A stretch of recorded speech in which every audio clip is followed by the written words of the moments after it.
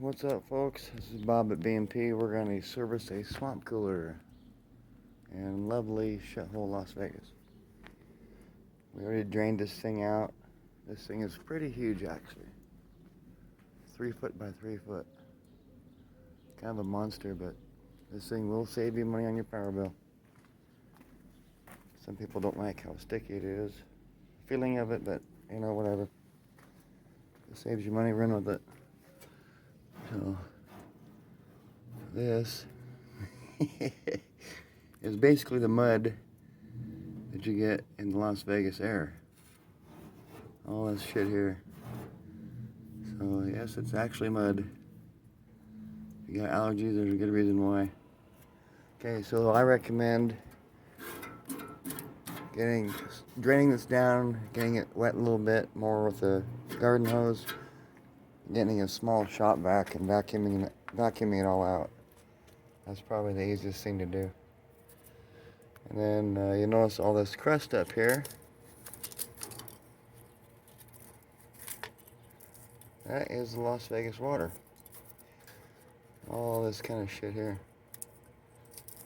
Yeah. Kidney stones. So we're going to clean all this up. Cooler pump.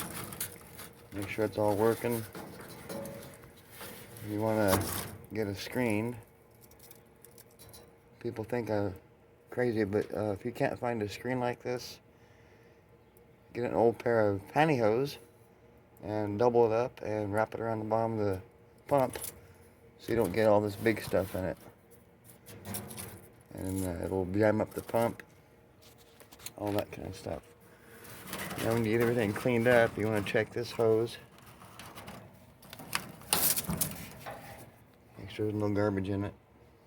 This is your main water feed on up to what I call the spider gears, which is basically looks like a big spider that services the filters, aka getting your cold water into the filters, blowing it through the fan, resulting in cold air.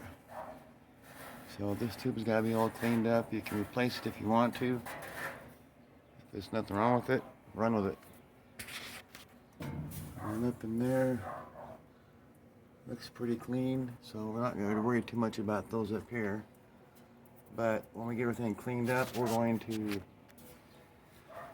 do a test run, make sure it's getting all water flow to all these spider gears, and go from there. Now on your filters, I got back from Home Depot. They're not in season yet. What's new with that, right? It's not 110 yet down here, so they can't have filters in stock. So these are last year's filters. They're still actually pretty good shape. I recommend using the Aspen ones, which are the same thing these are, except they're actually clean. And these aren't real bad shape, so I'm just going to use these again since I can't get new ones. And these are kind of a pain in the ass to change. You got to take these little prongs here, push them in on one side, bend this tab over a little bit so you can get this wire lock out. Remove this filter, which is going to be nasty and dirty. And then when you get your new ones, they don't come to the size of your filter. They come bigger, which is good. And lay them out. Lay them out, the new ones. You want to cut an inch larger than the actual size of your filter, and an inch taller. And they're going to fit real loose. But when you soak them down with water, they do swell up, as these have done. So they're swelled up and kind of bubbled out. And then the last thing you want to check is these water ports up here. Make sure these are all clean. No spiders in there, all that kind of good stuff. But these look pretty clean in here, so we're going to leave them alone. I cleaned the hell out of this thing last year, and seems to be pretty clean still.